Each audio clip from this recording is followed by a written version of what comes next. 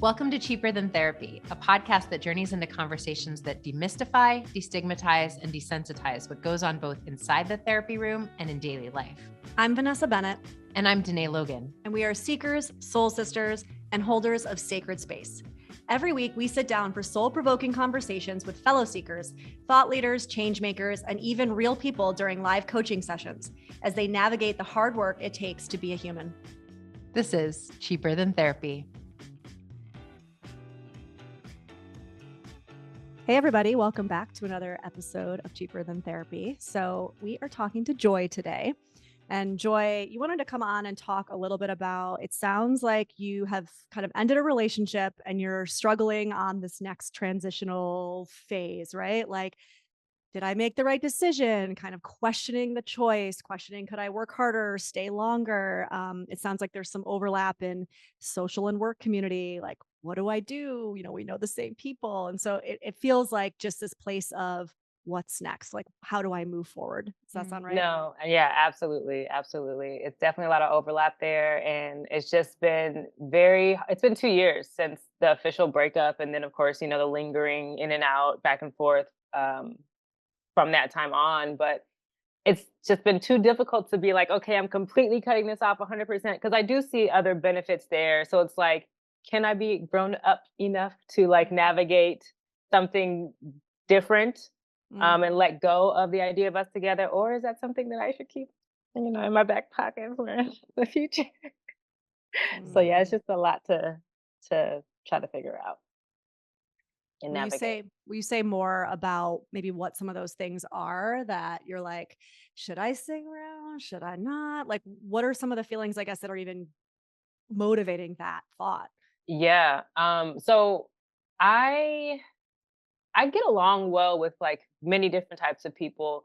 I think just the nature of our relationship though, how we met, kind of like we were living together during the pandemic, in a relationship during the pandemic, and we just had it was the best time of my life. And I was able to go so deep with him, and um, you know, he, became a part of my family, and just like it's just and like I said, now with him kind of like moving into our like my industry a bit more, there is a lot of overlap in ways that we could help each other. I feel like he naturally helps me think more expansively and see myself more expansively as well.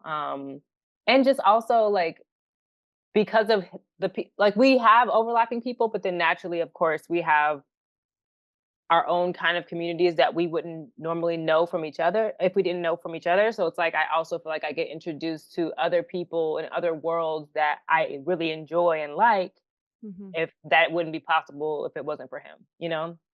So it's just a lot of overlap there as well. So yeah, I guess navigating work together and life together, I'm able to go deeper with him and be myself more authentically than with anybody else. So it's kind of tough to, yeah. Okay, Let I'm all going to that ask go. you something, Joy, and I want you to give me like visceral gut response. Don't think about it too much, just respond Okay. to what I'm asking, okay? Yeah. Because I do hear a lot of value that this person brings to your life. And I am not one of these people who believes in the like, we need to end and cut off completely when Same. people have been a friend or someone that we've cared, or excuse me, a relationship and someone that we've cared about. But when you think about him with another girl in your presence, what happens in your body? Just respond. I hate it. Yeah. It's just yeah, no, like and I've dealt with that through this time too. And like and that's why I've always thought like, well, we'll just end it. Well, we'll just end it. We'll just end it. And like I said, I've never been friends with an ex. I've always just cut things off and never looked back. But or never talked to them again. And like, yeah, no, I've it's been multiple times that I've had to deal with because we were navigating something a little bit more open or fluid when we were together. And so it's been a lot. But yeah, afterwards, it definitely was hard to see him with other women for sure. And even now, yeah, I don't know if I would 100% be happy for him just yet. Just It's just, yeah. yeah. And I think that level of honesty is really important when we're negotiating how to move forward with this dynamic. You may need a little bit of space, but I think that there's something in I still don't love the like cutoff. If for no other reason, then this person will be in your life from Hmm. everything you're describing. You will have collisions throughout Yeah. the next several years. But how do I start to be in the space of just like, first of all, I believe, and this is, my belief system that I'm not attempting to impart on anyone else, but as an offering, that when we have collided with another soul, we are forever changed by that Hmm. Hmm. encounter. And that person is a part of me, no matter Yeah. Hmm. what, forevermore. You are changed by your relationship with him. Absolutely. Yeah. So I think, can I be in radical acceptance of that fact? I am going to be different. I am going to be impacted by these things. And loving him means I want what is best Hmm. for him at this juncture of his path, his development, what he's going through. That to me is what it means to love someone. Oof, couldn't Not agree like more. I have to like squash all of the uncomfortable, difficult feelings for me, but I love you. So I want what's best for you right now. And that, like, sometimes we have to meditate on, we have to pray Hmm. on it a little bit. Hmm. We have to ask for support in reminding ourselves of like how to get back to that space. But I do believe that sometimes, one, when we give ourselves a little bit of space to like go inward and try to contemplate that way of holding it for Hmm. ourselves, it gives us the space to release it in the like framework that it's been, right? Like Yeah. that iteration of our relationship has died. It's becoming something different. But in doing that, I find the minute that we are ready to like just let that version of us die, Hmm. then you start to be open to something else, because a lot of why I think and what I see ends up happening is we're not fully energetically open to someone else, other Hmm. things coming into our world, because we're still in the murky middle of like, what is this? Right. So Yeah. That's some of right. that is also opening up my energetic space to other connections and other encounters that I'm not open for right now, you know? Yeah. No, I agree 100%. And I've definitely tried to like slowly tiptoe out and meet new people and see. It just gets so frustrating because I'm like, I'd rather just be hanging out with and it's, I mean, I Mm. know that's just part of it, part of the grief process as well, and accepting the loss or the change and the evolution of it all. It's just, I think I just have this big fear that like, what if I never meet anybody that Mm. Big breath. Mhm. I know? Yeah. Yeah.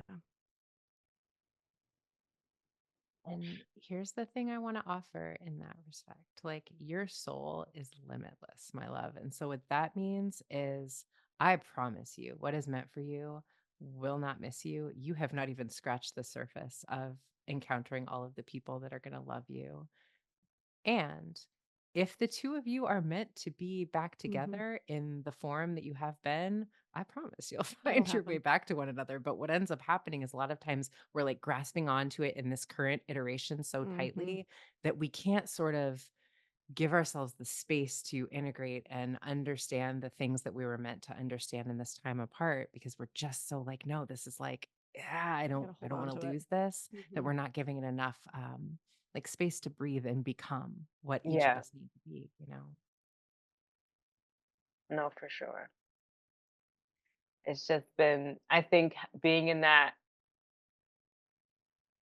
it's just I don't know, it's just like because I have that perspective as well and I know these things intellectually, it's like in the present how to navigate because it's like, I mean, I guess even if I just say, okay, it's completely over, I'm going to have to accept it.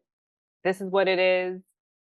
If I move in that space, I feel like, I don't know, maybe I'm just scared of how I will express what I need to say because there are things, there is trauma that I am still working through and that I feel like I need to speak up about and I want to talk more in the community about because I feel like it's very important issues and experiences that a lot of women go through. And so it's like I guess I've always been trying to figure out how to do that in a way that isn't detrimental to anything we could possibly be in the future or present, or if Mhm. I even should be worried about any of that. So, yeah. Yeah, I feel like that's a bit of the future. That's a bit of the future tripping, right? And here's what will say as like a kind of bystander in the way that I've witnessed Danae allow her marriage to evolve into the place that it's in now is that she has been able to really openly discuss the things, the struggles, the learnings that went on in her marriage in a way that it wasn't a direct attack on him.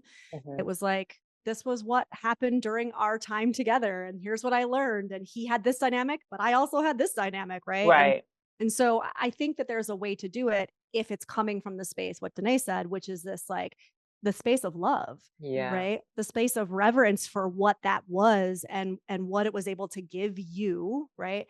I think if that's your North Star, I don't see it True. as like shit talking. I don't see it Very as, do true. you know what I mean by that? Like No, it's a way. absolutely.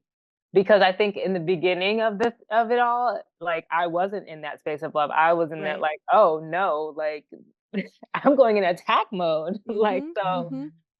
to be honest. So, but I think, yeah, I think definitely where I am now and where I can see myself even going further as more space and time, passes.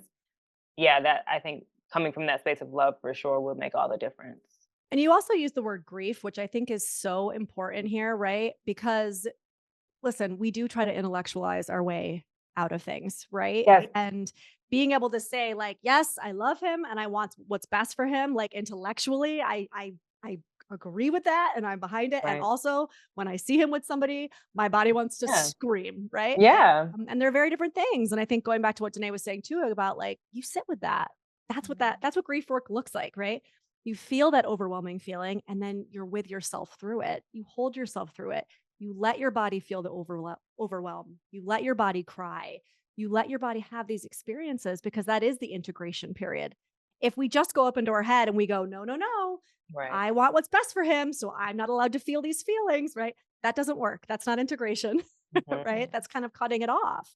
Um, we hold both, right? We hold the like higher truth of where I'm going and where I want to be, and the kind of like earthly in my body response to the grieving that my body has to go through to get to that higher place. You know what I mean? Yeah. No, And absolutely. in you saying that, V, like, even as you talk about it, the earth, like, that is, like, the dark space of Mhm. sometimes, like, we're avoiding the dark night of, Mhm. Mhm. the ego, the dark night of the soul in the space of attempting to still, like, can we work this out? I'm Mm. attempting to negotiate. We're sort of avoiding those dark spaces Those and, dark like, never feelings. Mhm. being really, right? Like, Mhm. of course, understandably. Um, but I think that to V's point, we can't really transmute that space while we're still sort of using our dynamic as a way to distract or not Mm. get Deal in with there it. with some of Yeah. it. The Mhm. other thing I just want to offer, Joy, because I heard like a twinge of like, the desire to sort of maybe use some of what I've been through to support others or some Mhm. activism. And I just want to offer something that I think Vanessa and I sort of use as a baseline because we are pretty transparent in our experiences and with our stories. And I think there's always like a reminder to self that like while I am in the darkest, deepest like pain points, I actually don't share because a lot of times there's Mm. this thing of like I make sure I've got my wounds before I'm bleeding all over everybody else. You know what I Yep. mean? It's this thing of like Yeah. if I am not like good with this, and listen, I Grounded. don't mean like it's complete, I'll never have a feeling about him again. Of course you will. But also, if I am like in the depths of the grief stage, sometimes that's the space where my work is to tend to me a little bit Mhm. because I need me most? And it can be Yeah. more harmful sometimes for other people to be in that presence, you know? Yeah, no, I'm glad you said that because I think up until this point, I've always, especially as an actress, I think like it's always been like, you know, express when you're like full emotion and da da da da. And I think I've kind of was just used to that. And so I naturally have that desire or that the impulse to do that, like Mm. Mm, as I'm like super emotional in whatever space that is. And I don't know, that always felt like the purest expression to me, and so it always felt like the right thing to do, like, to share wherever I'm at, but I do see the other side of that now that you guys are bringing that up of just, like, how, sometimes you do need to tend to yourself first and make mm. sure, you're not just constantly wounding yourself over and over And I would say to. too, I'm glad you brought that up from like the art and artist perspective, right? I think a Mm, lot of people might argue that in order to be an effective artist, you kind of have to be in the pain. You got to be in the Mm. trauma. You got to have, right? We could look at centuries of artists that were in the muck of alcoholism and drug use Mhm. and all these things because Mhm. they're like, but it adds to my creativity, right? And I would say, wait, and also I think that when you actually do that deeper work that today and I are talking about, I think there's some kind of power that really comes from, um, what's the word I'm thinking? I guess transmuting, like Danae was saying, but you can access it when you need to access it. Yes. Mhm. It That's right. becomes something that you can go to and reach for and embody that, whatever, that emotion, that power that comes from it.